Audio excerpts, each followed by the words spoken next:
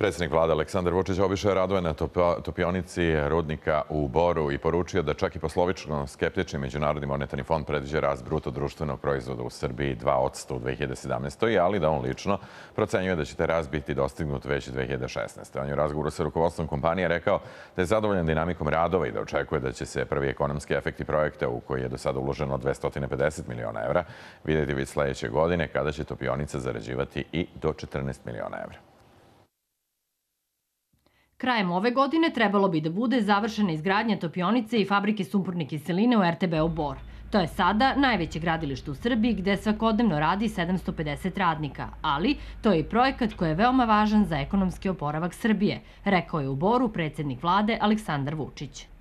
Čak i ako ne budemo uspeli brzo da rešimo Cerovo, i ako ne budemo najbrže moguće uspeli da rešimo Borsku jamu, Majdanpek i da povećamo dovoz sopstvene sirovine ovde, bez obzira na to i samim uvozom koncentrata zarađivaćemo na godišnjem nivou minimalno 10 do 13-14 miliona evra.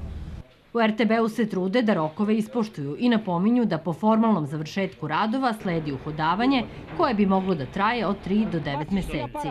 Mi ćemo već u sledećoj godini imati određene efekte. Ostaje nam posao na doterivanju i povećanju proizvodnje koncentrata i sopstvenih sirovina.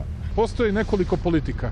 Jedna je politika nerada, jedna je politika uvreda, a treća je politika rada i samopregora. Ponašam se i trudim se bar da se ponašam poštujući principe ove treće politike, politike rada i samopregora. Smatram da ono čime se mi ponosimo, to jesu topionica, fabrika sumporne kiseline, svi drugi nek se bave nečim drugim. Inače, u izgradnju nove topionice do sada je uloženo 250 miliona evra, a premijer Vučić je podsjetio da je vlada uplatila obećanih 30 miliona evra i da se novac strogo kontroliše.